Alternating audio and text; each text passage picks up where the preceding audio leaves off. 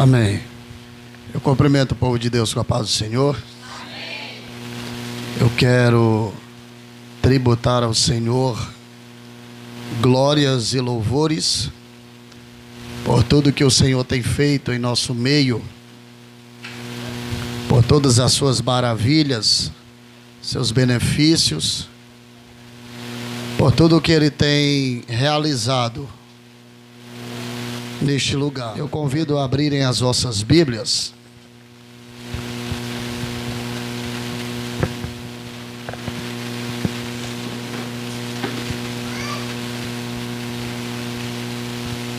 Evangelho de nosso Senhor Jesus Cristo, revelado a Lucas, capítulo de número 23, o verso de número 47.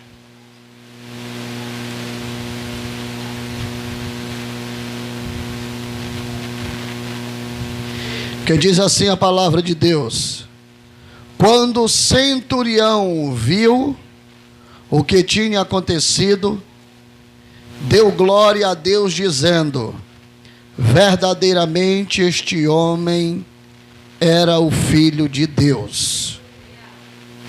Amém? Glória a Deus.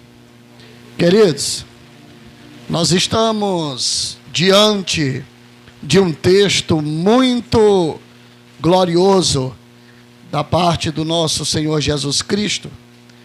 Todos nós sabemos o tema da campanha que foi lido nesta noite, revelado no Evangelho de Mateus, trazendo a mesma expressão que o evangelista Lucas ele expressa. Em algumas traduções diferentes, quando Mateus se expressa dizendo que o centurião diz que verdadeiramente aquele era o Filho de Deus. Em outras traduções, verdadeiramente este homem era justo. Porém, o sentido da mensagem é o que o centurião está evidenciando: a veracidade do ministério de Jesus. Por que eu li no Evangelho de Lucas? Todos nós sabemos que diante de uma autoridade, alguém que é acusado, para tornar verídico aquilo de que ele está sendo acusado, ou alguma obra que ele tenha manifestado, precisa-se de testemunhas. Quanto mais testemunhas, mais o ato se torna verídico. Perceba que o evangelista Mateus, ele vai descrever algo que Jesus falou. Agora é fácil para Mateus ele dizer isso. Por que é fácil para Mateus dizer isso? Mateus, ele era publicano. Mateus, ele era cobrador de impostos, filho de Abraão, prepúcio cortado. Porém, ele abraça o serviço de Roma, se torna cobrador de impostos, é impactado por uma mensagem pregada pelo próprio Jesus. Depois disso, ele passa a se tornar um discípulo de Jesus. Então, quando Jesus está sendo crucificado, Mateus está lá. E é fácil você falar de algo que você viu. É fácil se falar de algo que você participou. Perceba que esta passagem vai ser evidenciada e expressada pelos 4 evangelhos. É fácil João falar, João viu. É fácil Marcos falar, Marcos viu. É fácil Mateus falar, Mateus viu. E Lucas? Não é fácil Lucas falar. Lucas vai ser a 4ª testemunha desse ato de Jesus. Só que não vai ser fácil Lucas falar. Sabe por quê? Porque Lucas não estava lá. Lucas não conheceu Jesus. Lucas, ele foi impactado por uma palavra que foi ministrada pelo apóstolo Paulo. Paulo não é discípulo de Jesus. neste momento em que Jesus está exercendo o seu ministério, Paulo está estudando na corte de Roma, está estudando aos pés de Gamaliel para se tornar um fariseu nato, um guardião da lei do Torá, que era composto pelas leis do Senhor e inserido os 613 preceitos da lei de Moisés. Era isso que Paulo pregava até o dia em que Jesus teve um encontro com ele no caminho de Damasco. A partir dali, Paulo abraça a fé. E Paulo começa a pregar 14 anos depois. Está lá em Gálatas, capítulo de número 2. Depois de 14 anos, Paulo é chamado para o ofício ministerial. Depois de 14 anos, Paulo está pregando, e em uma de suas mensagens, Lucas está ouvindo, e Lucas é abraçado por aquela mensagem, e a partir dali Lucas vai sentir o desejo de escrever sobre os milagres de Jesus. Aí Lucas escreve 2 livros no decorrer do seu ministério: um livro que é intitulado o seu nome, e um livro do Atos dos Apóstolos. Então não vai ser fácil para Lucas escrever, porque Lucas ele não é uma testemunha ocular do que está dizendo. Lucas ele não esteve com Jesus, não conheceu Jesus. Lucas é discípulo de Paulo, e Lucas é um doutor na área da medicina. Agora Lucas ele vai buscar fatos verídicos, testemunhas, pergaminhos, para poder evidenciar e veracidar tudo aquilo que ele está expressando. Só que Lucas vai ser a 4ª testemunha do maior acontecimento que já aconteceu nesta terra. Jesus ele veio, como profetizou o profeta Isaías no capítulo de número 61, que quando Roma está subjugando o povo de Deus, capítulo de número 61 do livro do profeta Isaías, ele diz que Jesus ele se apresenta pela primeira vez aos 30 anos na sinagoga. Ele dá do rolo e ele abre e acha escrito o livro do profeta Isaías, e ele começa a ler o livro do profeta Isaías dizendo: o Espírito do Senhor está sobre mim e me ungiu para pregar a palavra aos mansos, para trazer liberdade aos cativos e para libertar aqueles que estão presos. Isaías profetiza. Aos 30 anos Jesus começa o seu ministério. Aos 12 anos Jesus é visto ensinando. Depois dos 12 anos nós só vamos ver sobre Jesus com 30 anos. Jesus com 30 anos, o seu ministério dura 3 anos e meio. Jesus começa o seu ministério. Só que Jesus ele vai ser repudiado. Jesus ele vai ser desprezado pelos seus. A corte farisaica e a corte judaica despreza Jesus pela sua fisionomia, pela sua aparência, pelo seu porte físico. Isaías capítulo de número 53, Isaías vai dizer que ele não tinha nenhuma aparência, nenhuma formosura, e olhávamos para ele e não via nada com que pudéssemos desejá-lo. Então não tinha nada para que ninguém o atraísse ou que causasse beleza aos olhos de alguém. Jesus é julgado pela sua aparência, mas Jesus ele vai pregar, Jesus ele vai anunciar, Jesus ele operou milagres, maravilhas. Aí sabe o que é que eu acho lindo? Chegou o momento de Jesus passar pela via da crucificação. Jesus ele está sendo levado à via da crucificação. Mas deixa eu dizer uma coisa para os irmãos. Até na via da crucificação Jesus está nos ensinando. Jesus está sendo chicoteado e está nos ensinando. Jesus está com a cruz sobre as suas costas e Jesus está nos ensinando. Jesus está chorando e Jesus está nos ensinando. A Bíblia Sagrada diz que quando ele está subindo a via da crucificação, Jesus tomba 2 vezes. A primeira vez que Jesus tomba, não tem nenhuma ajuda. A segunda vez que Jesus tomba, a Bíblia diz que o homem que estava ali, Simão Cirineu,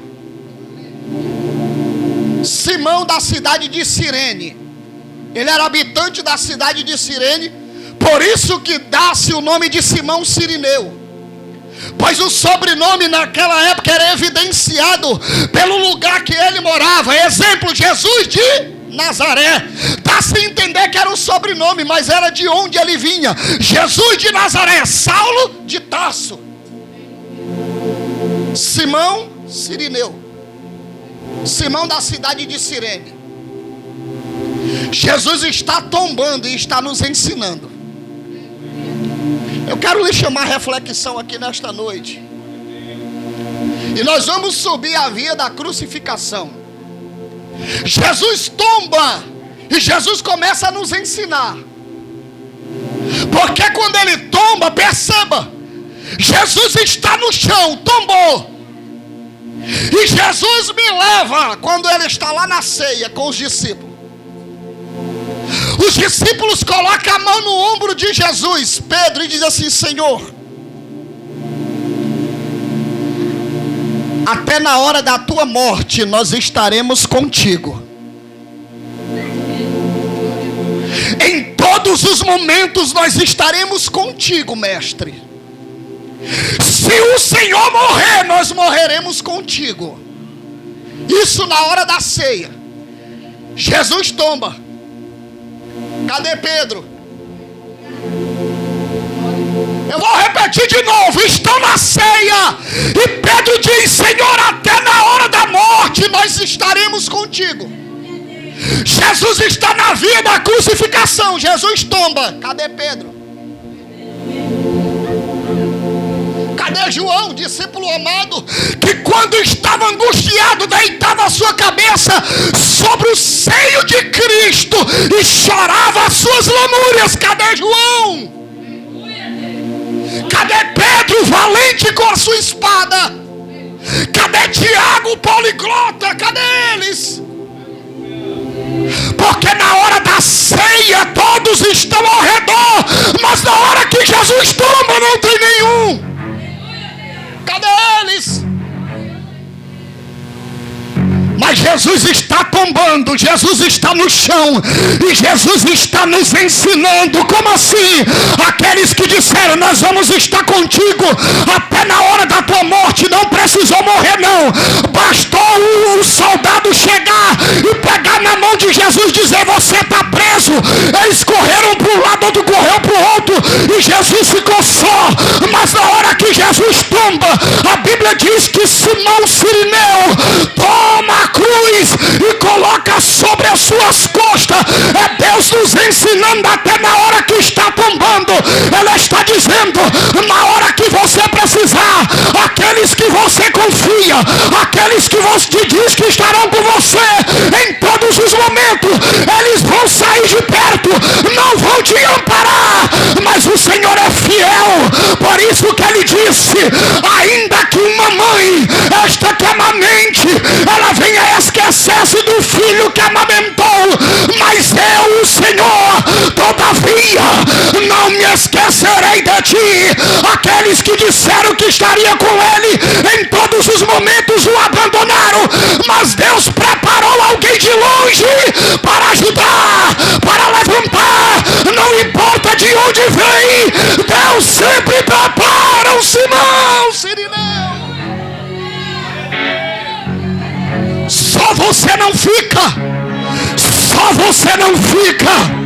Só você não fica. Quem está entendendo, levanta a tua mão que eu vou profetizar para a tua vida. Só você não vai ficar, ainda que não venha de perto, mas Deus traz de longe para te levantar, para te ajudar, para te auxiliar. Deus está preparando o Simão Cirineu hoje. Deus está preparando o Simão Sirineu hoje. Deus está preparando o Simão Sirineu. Vai ter providência de Deus. Vai ter providência de Deus. Jesus está tombando, mas Ele está ensinando. Só você não fica.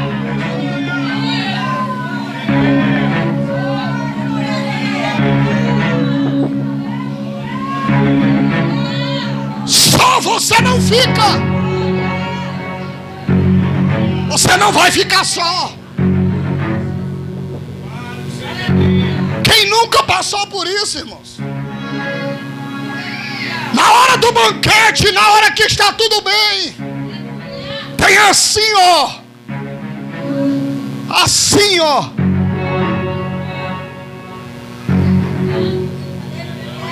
Seca o celeiro para ver. Parece que eu vejo os amigos de Jó. Na hora do banquete, estavam todos reunidos, profecia, revelação. Na hora que Jó perde tudo, os três amigos, Elifaz e Eliúde, vamos nós três lá se encontrar com Jó, vamos profetizar para ele. Quando ele chega na presença de Jó, que olha para Jó, eles olham para Jó e dizem: não, só pode ser pecado.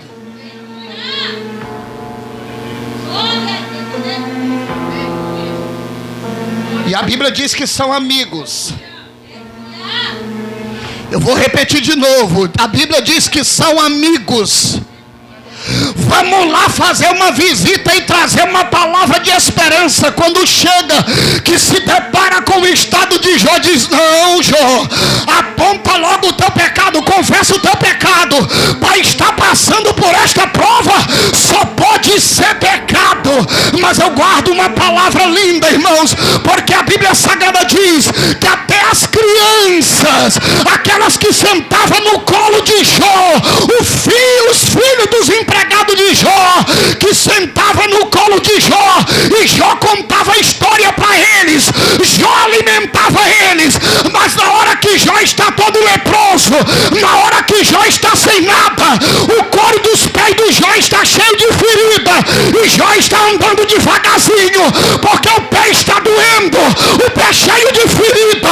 A Bíblia diz que as crianças começam a pegar espinhos, começam a pegar pedras e começam a botar no chão para Jó pisar em cima, para Jó se machucar. Mas quando Jó chega no monturo, olha para o lado, só vê cachorro, olha para o lado, só vê leproso. Aí Jó olha para cima, não tem amigo para profetizar, não tem amigo para dar uma palavra. Aí Jó olha para um lado e olha para o outro e vê que não tem mais solução. Aí Jó, na sua autoconcepção, ele diz: se não tem ninguém para profetizar, eu vou profetizar para mim mesmo, porque pode tudo estar difícil, pode tudo estar diferente ao meu favor, mas eu sei que o meu Redentor, ele vive, e em breve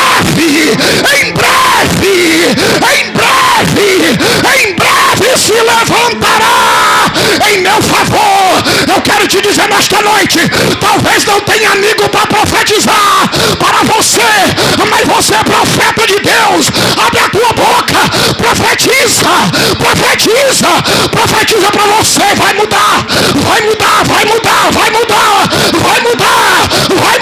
a história, vai mudar.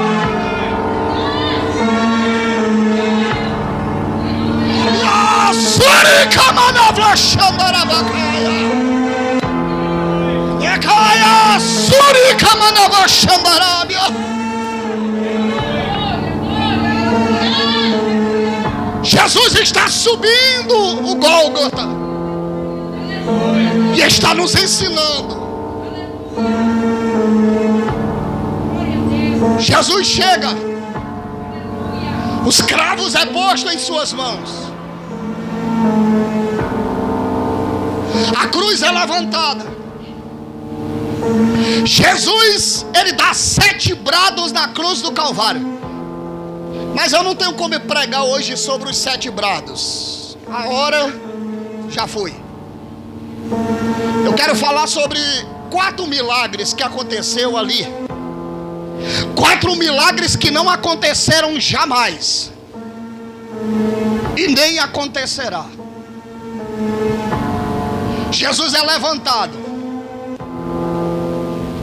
A Bíblia Sagrada diz que Jesus, ele dá 4 brados. No 5º brado vai acontecer o primeiro milagre do Calvário. O primeiro milagre. Todos nós sabemos que hoje já existem vários apagões em vários lugares. Na China já aconteceu apagões de meia hora, de 20 minutos. Aqui no Brasil mesmo já aconteceu apagões de 15 minutos. Depois voltou. Só que esses apagões que acontecem em particular em lugares diferentes, eles são emitidos pela luz, pela rede elétrica. Os apagões é porque falta energia. Se o apagão for de dia, ninguém nota, porque tem a luz do sol. Se o apagão for à noite, nós até conseguimos ter percepção a isso, porque as luzes se apagam. Só que aqui, Jesus, a resplandecente estrela da manhã, o sol da justiça, está levantado e dando o seu último suspiro. A Bíblia diz que desde a hora 6ª até a hora 9ª, na parte do dia, houve um grande apagão. Só que não foi a rede elétrica, não foi só na China, não foi só no Brasil, não foi só na Bulgária que é costume acontecer apagões. A Bíblia diz que foi na terra inteira. 3 horas de apagão, mas não foi a rede elétrica que foi cortada, não. A Bíblia diz que o sol perdeu o seu brilho, e a Bíblia diz que aquilo que era luz passou a ser trevas. Ninguém enxergava ninguém. Por quê? Porque o sol da justiça, a resplandecente estrela da manhã, estava saindo da terra, e diante do brilho dele, o sol é só um reflexo ofuscado os olhos de quem o vê. É o sol prestando continência ao seu Criador. Quem pode adorar? Quem pode adorar? Quem pode adorar? Adore, adore, adore, adore. Ele é maior do que o sol, ele é maior do que a lua, ele é maior do que a terra. Ele tem todo o poder. Quem pode adorar ele, adore.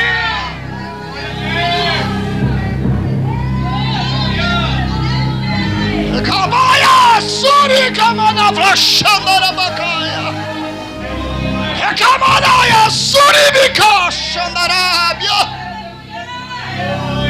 Acabas tu que mena flachanda, bacaia. O sol resolve prestar continência a ele. A glória. Segundo milagre, deixa eu correr, senão não vai dar para falar dos 4. Segundo milagre que aconteceu. Todos nós sabemos que o último período catastrófico da igreja judaica encerrou-se no profeta Malaquias. Os 400 anos do silêncio de Deus, aonde Deus não falava por Urim, nem por Tumim, nem por boca de profeta. 400 anos. Um período tão crítico. A fome estava tão assolando que as mães olhavam para os filhos e diziam: vamos matar teu filho para nós comer, amanhã nós matamos o meu e nós come.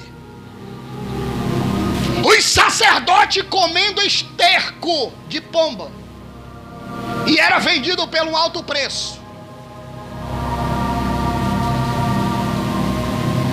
Encerra-se esses 400 anos no capítulo 1 de Lucas, aonde o anjo do Senhor se revela para Zacarias, dizendo que a sua mulher daria à luz um filho, o mesmo faria o caminho para o Messias, estendendo agora a dispensação da graça. Só que nós sabemos que Jesus ele veio pregando um sistema. Que sistema é esse? Sistema judaico. Tem pessoas que comemoram o Natal e dizem assim: Jesus nasceu para mim. Jesus não nasceu para você. Jesus não nasceu para nenhum de nós. Lucas capítulo 19, ele disse, quando foi para salvar Zaqueu, ele disse: eu não vim para outros, senão para as ovelhas perdidas da casa de meu pai, ou seja, Israel. Ele chega para a mulher cananeia e diz assim: não é lícito tirar o pão da mesa dos senhores e lançar aos cachorrinhos. Cachorrinho vem de míseres, miserável desprivilegiado da graça. Ele diz assim: vocês não, vocês são desprivilegiados da graça. Em outro texto ele disse assim: eu vim para os meus, casa de Israel, mas os meus me rejeitaram.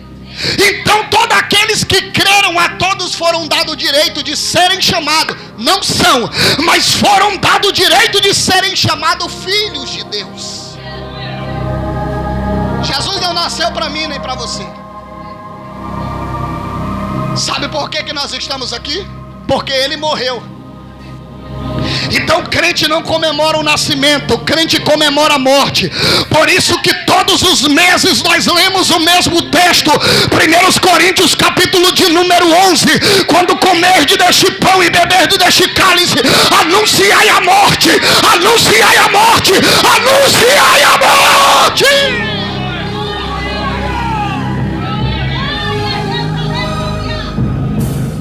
A igreja do Senhor anuncia a morte. Ele não nasceu por nós, mas morreu por nós. Segundo milagre, o véu se rasga de alto. Interessante, não foi de baixo para cima, que é mais fácil. Esse foi o segundo milagre do Calvário. O véu se rasgou-se de alto a baixo. Para quem não sabe, o véu era aquilo que fazia a separação de Deus para os homens. O único intermediador entre Deus e os homens era o sacerdote, o sumo sacerdote. O tabernáculo, quando foi criado, ele foi dividido em 3 partes: átrio, lugar santíssimo e o santo dos santos. No santo dos santos, só quem entrava era o sumo sacerdote. Era aquele que tinha acesso à presença, à arca da aliança. E o que fazia a diferença do lugar santo para o lugar santíssimo, aonde ficava a arca, era o véu. Grave isso aqui, irmãos.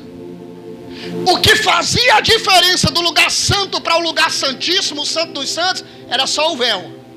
E além do véu, só quem poderia entrar o sacerdote. Qualquer um que entrasse e tocasse na arca era fulminado na hora. Aí sabe o que está acontecendo? A arca está por detrás do véu, no lugar santíssimo. Só quem tem acesso à arca, que é a presença de Deus, é o sumo sacerdote. Jesus, ele está dando um brado lá na cruz do Calvário.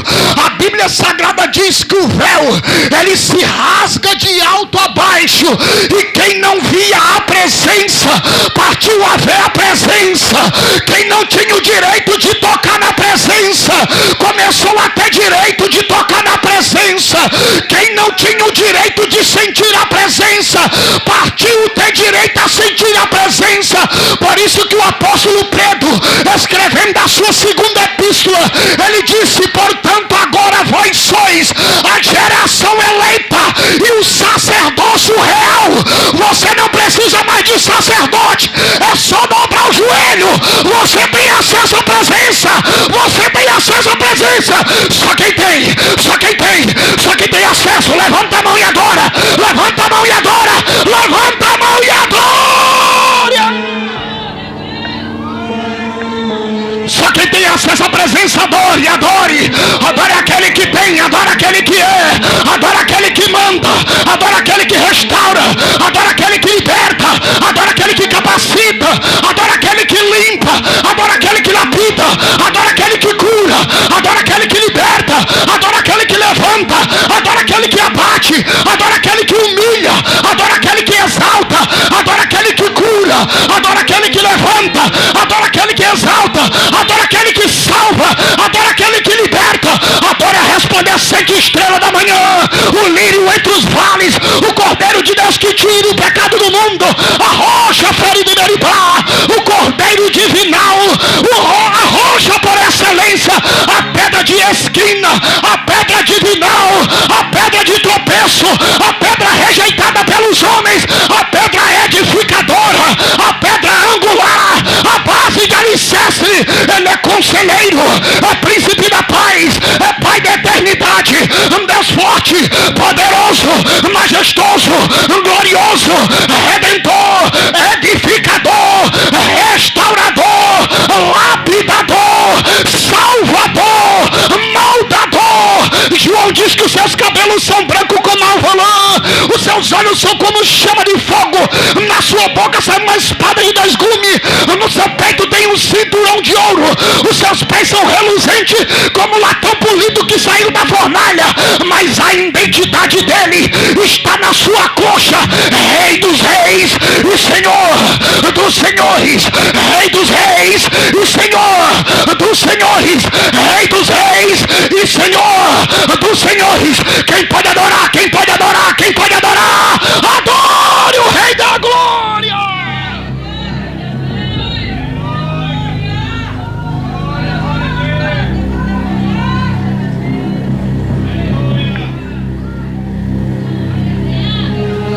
Segundo milagre, o véu se rasga de alto a baixo. Terceiro milagre, há o terremoto. Terceiro milagre, há um terremoto. Eu vou repetir de novo. Terceiro milagre, há um terremoto.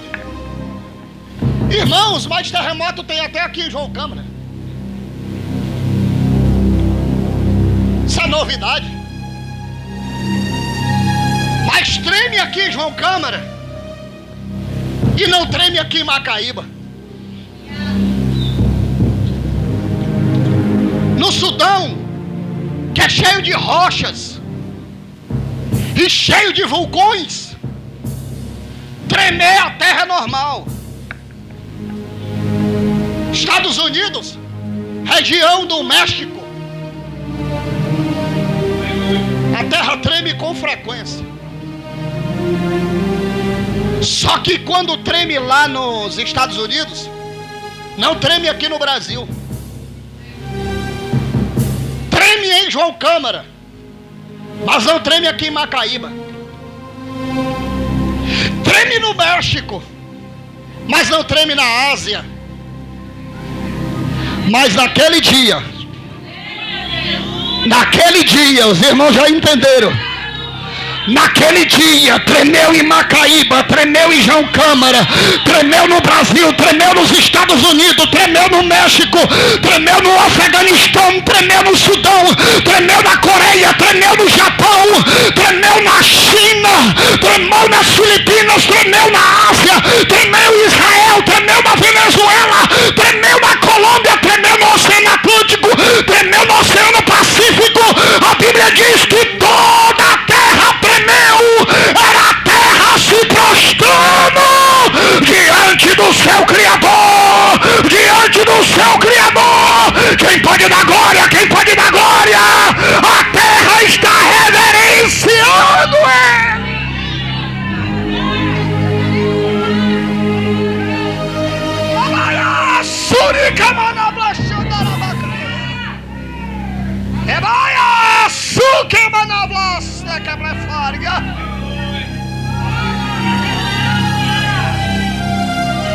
A terra treme. A terra treme.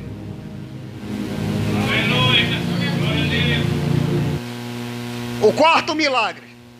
Eu estou correndo, irmãos. O quarto milagre do Calvário.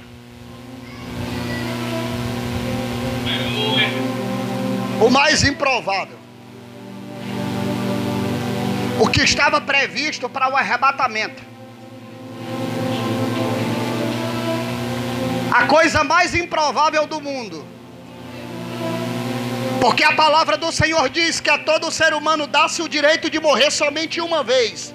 E daí por diante segue-se o juízo. A Bíblia Sagrada diz que quando o alarido da trombeta ele soar nos céus, a Bíblia diz que os mortos ressuscitarão primeiro e depois nós teremos um encontro com ele nos ares. A coisa mais improvável vai acontecer aqui no quarto milagre do Calvário. Aonde este milagre ele é antecipado. A Bíblia diz que no momento em que Jesus está dando os seus últimos suspiros, os sepulcros começam a se abrir.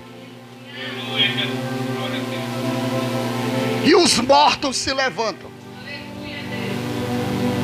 E começam a passear no meio da cidade de Jerusalém. A Bíblia diz que foi no meio da cidade santa. Por quê? Quem não lembra do milagre de Lázaro? Deixa eu ver. Quem não lembra do milagre de Lázaro? Jesus, quando estava na casa de Lázaro, ele disse várias vezes para Marta e Maria: quando vocês precisarem, eu estarei aqui. Elas duas precisaram, ainda enviaram o servo para dizer: estamos precisando de você. Ele disse: não vou.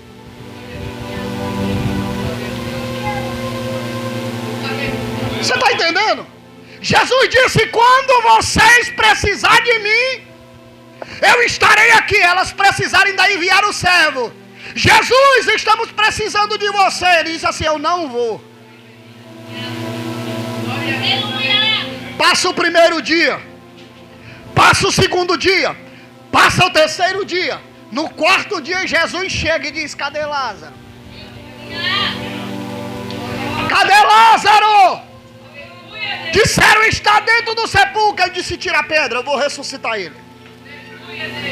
Eu não vou me deter aqui. Simplesmente numa coisa, para você entender o que aconteceu aqui. O que era improvável. Jesus recebe o anúncio de que Lázaro está doente, não tinha morrido. No primeiro dia ele não vai, faz pouco caso. Jesus só vai no quarto dia. Chega lá, ressuscita Lázaro. Por quê? Porque Jesus não foi no primeiro dia. Segundo a crença dos judeus ortodoxos, uma pessoa quando morria, o espírito dele ficava rodeando a casa. E havia probabilidade do espírito retornar para o corpo até o terceiro dia. Era uma crença dos judeus ortodoxos. Se o meu parente morrer, há uma probabilidade do espírito retornar para o corpo até o terceiro dia. E a Bíblia diz que quando Jesus chega nas colinas, Maria está sendo lá consolada pelos judeus e fariseus. Jesus chega no quarto dia. Aí eu entendi por que Jesus não foi no primeiro dia. Se Jesus ele vai no primeiro dia e ressuscita Lázaro, os judeus ortodoxos dizem: não é milagre, o espírito voltou para o corpo. Se Jesus ele vai no segundo dia, os judeus diziam: não é milagre, o espírito voltou para o corpo. Se Jesus ele vai no terceiro dia, eles diriam: não foi milagre, o espírito voltou para o corpo. É por isso que Jesus não vai no primeiro dia, Jesus não vai no segundo dia, Jesus não vai no terceiro dia, Jesus ele vai no quarto dia. Sabe por quê? Porque quando acaba a esperança do homem, a solução dele chega. A solução dele chega. A solução chega. Acabou a esperança.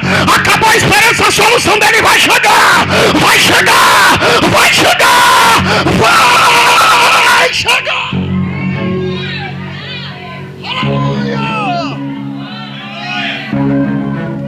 Aleluia!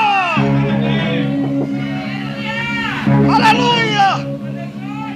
O Espírito espíritos começam a passear em Jerusalém e os judeus ortodoxos começam a ficar: o que é isso? Aqueles que haviam sido mortos começam a passear no meio. Eu fico imaginando como é que não ficou aquele cemitério, porque a Bíblia diz que os sepulcros se abriram, mas ela não diz que eles se fecharam. Já imaginou no dia de finado? Já imaginou no dia de finado? Quando os parentes chegassem lá e vissem o sepulcro todo aberto e os ossos já não estavam mais. Só milagre. Ainda hoje, se você for em Israel, você chega lá próximo ao Muro das Lamentações, vai entrar na ala dos túmulos, aí você vai ver lá em um túmulo está escrito lá em árabe: jaz aqui os ossos de Abraão. Você vai no segundo túmulo, está lá: jaz os ossos aqui de Isaac. Você vai no terceiro túmulo, está escrito: jaz aqui os ossos de Jacó, até os ossos de José, que quando Moisés ele saiu do Egito para a terra de Canaã, o Senhor ordenou a Josué: vai lá no Egito e pega os ossos de José e sepulta lá em Canaã. Você chega lá, está lá escrito: jaz aqui os ossos de José. Mas o quinto túmulo é o túmulo de Jesus Cristo, é o sepulcro dele. Mas quando você chega lá, está escrito: ele não estará aqui, ele ressuscitou, ele não está.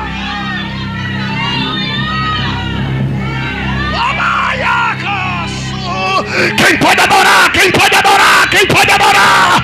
Quem pode adorar? Quem pode adorar? Quem pode adorar? A glória, o rei da...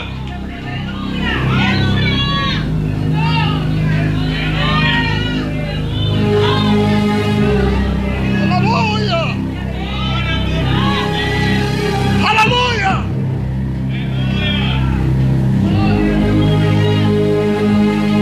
O quarto sinal: os sepulcros se abrem e os mortos começam a andar no meio da cidade.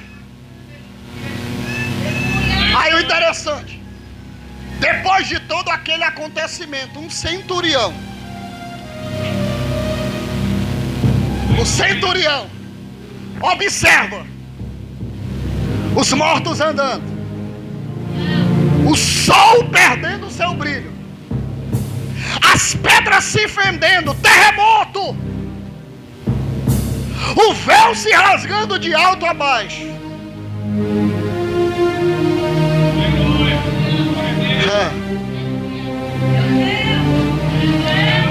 Jesus está morrendo ali para ganhar um. Até o inimigo, que era o centurião, ele teve que dar glória diante a morte do Criador. O sexto brado na cruz do Calvário, Jesus diz o que? Está consumado. A palavra tetelestai. Tetelestai é uma palavra romana. Quando alguém devia algo para Roma, que ele pagava a dívida, ele recebia um papiro, que era um papel, mas a matéria era o couro de animal, era carimbado por Roma com a palavra tetelestai. Se o mesmo fosse chegar em qualquer canto para pedir um emprego, ele apresentava aquele papiro com o carimbo de Roma com a palavra tetelestai. Alguém olhava e lia, porque tetelestai queria dizer: está tudo pago. A palavra tetelestai, traduzido, significa está tudo pago. Em aramaico, que era a língua de Jesus, é está consumado. Jesus está dando o sexto brado na cruz do Calvário, está dizendo: está consumado. Traduzido, tetelestai. Traduzido, está tudo pago. O que é que está pago? O que é que está pago? O que era que Jesus queria dizer quando ele estava dizendo: já próximo a morrer, está totalmente pago? O que foi que aconteceu lá no Jardim do Éden? O homem contraiu uma dívida com Deus. E Deus instituiu um salário para aquela dívida. E qual foi? O salário do pecado é até ali a morte tinha poder sobre o homem. Veio Abraão, veio Isaac, veio Jacó, Jeremias, Naum, Abacuque, Sofonias, veio Jonas, veio Moisés, veio Elias, veio Eliseu. Todos pecaram e não conseguiram pagar esta dívida. Somente alguém que não tivesse pecado, porque ele disse: o salário do pecado é somente alguém que não pecasse poderia pagar esta dívida. Mas a Bíblia diz que todos pecaram e destituídos foram da glória de Deus. Aí então, quando uma pessoa morria, a morte chegava diante dele e já pegava a sua alma e levava para o cativeiro. Todos que morreram, eles foram aprisionados pela morte. Por quê? Porque o próprio Deus deu poder à morte. Só que naquele dia foi diferente. Olha, Jesus está lá. Quando Jesus diz assim: está consumada, a morte se apresenta diante dele. Isso é Bíblia, irmão, isso não é estudo não. Quando ela se apresenta diante dele com o seu aguilhão, porque todos que morreram, a morte tinha poder sobre ele. Os 3 dias que Jesus ele passa fora da terra, a Bíblia diz que ele foi ao cativeiro, libertar aqueles que estavam presos pela morte e tomar a chave da morte que o próprio Deus havia entregue a ele. Jesus está prestes a ser morto. A morte chega diante dele para fazer como de costume, tomar a alma, porque todos pecaram. Só que quando a morte se depara diante dele, que ela diz: me dá a tua alma, o teu espírito, ele olha para cima e diz assim: a ela não, Pai, mas a ti eu entrego o meu espírito. Aí ele olha para a morte olha para dentro dele e não vê pecado, não vê culpa. Aí ele olha para ela e diz assim: onde está, ó morte, a tua vitória? E onde está, inferno, o teu aguilhão? Tragado foi a morte na vitória. Tragado foi a morte na vitória. Tragado foi a morte na vitória. Ele venceu, ele venceu, ele venceu, ele venceu, ele venceu, ele venceu, ele venceu.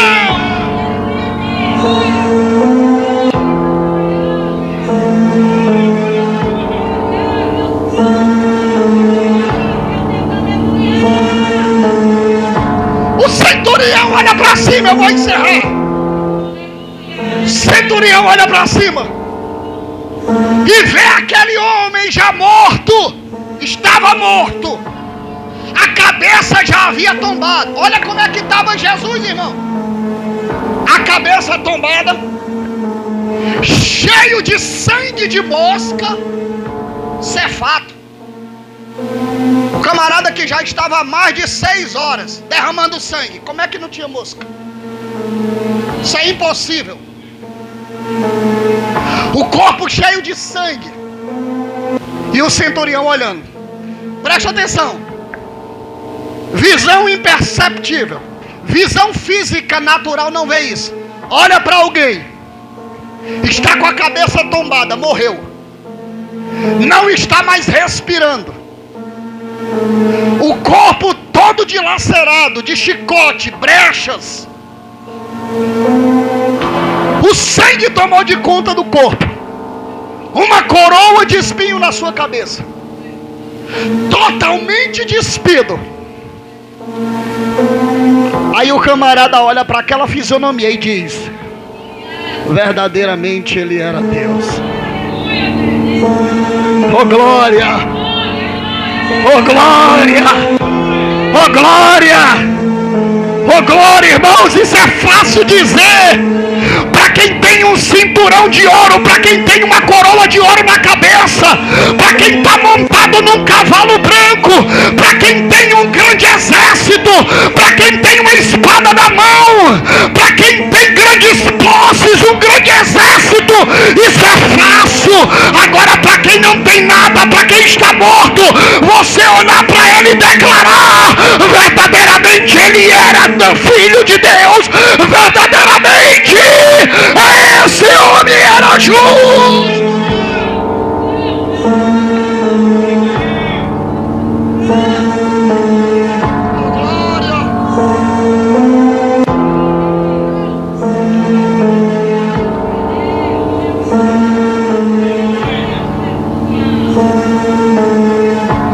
Encerrar aqui.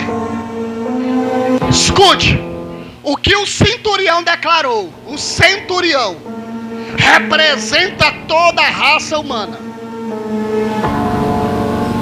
O centurião diante dele, com a sua cabeça tombada, teve que dizer: verdadeiramente este homem era o filho de Deus. Como homem, o centurião, ele reconheceu. E o mundo? Filipenses capítulo de número 2, a partir do verso de número 6. Ele não teve por usurpação ser igual a Deus, mas antes se desfez espírito, aniquilou-se a si mesmo, tornou-se semelhante aos homens, mas em forma de homem ele foi fiel até a morte, e morte de cruz. Pelo que Deus o exaltou soberanamente e lhe deu um nome que é sobre todo nome, agora a qual todo joelho, eu vou repetir, a qual todo joelho, católico, macumbeiro, feiticeiro, crente, bandido, todo joelho se dobrará diante dele e reconhecerá que ele é rei, que ele é rei, que ele é rei, que ele é rei.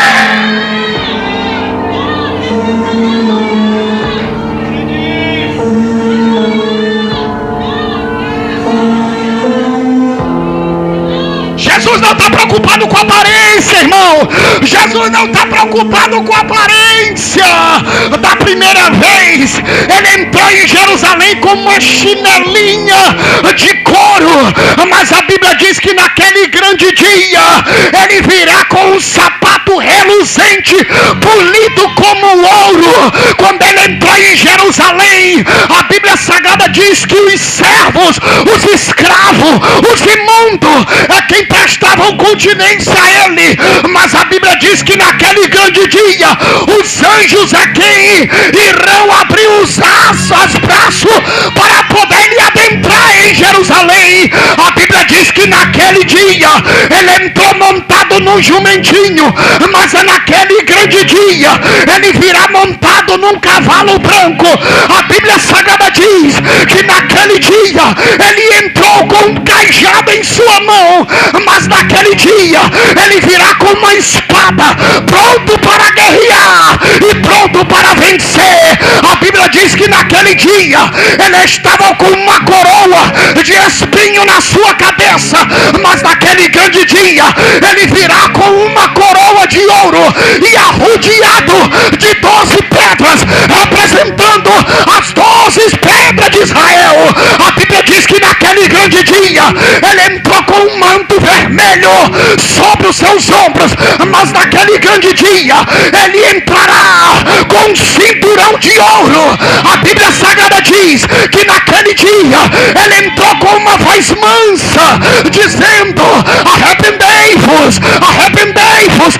Mas naquele grande dia a Bíblia Sagrada diz que a sua voz virá como a voz de um trovão, aonde o céu se abrirá e os anjos declarará: levantai, ó portais eternos, e entrará o Rei da Glória. Quem é este Rei da Glória? Quem é este Rei da Glória? O Senhor dos Exércitos.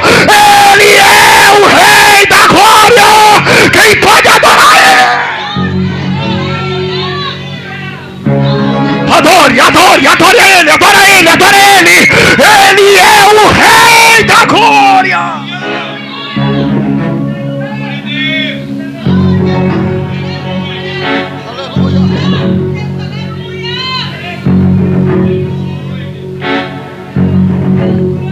O centurião reconheceu. Reconheça que ele é rei. Que Deus abençoe a cada um dos irmãos. Obrigado, pastor. Aprenda. Jesus está no caminho do Gólgota. Jesus está em cima da cruz e está nos ensinando. Independentemente da aparência, nós somos mais do que vencedores. Amém? Que Deus abençoe a cada um dos irmãos em nome de Jesus.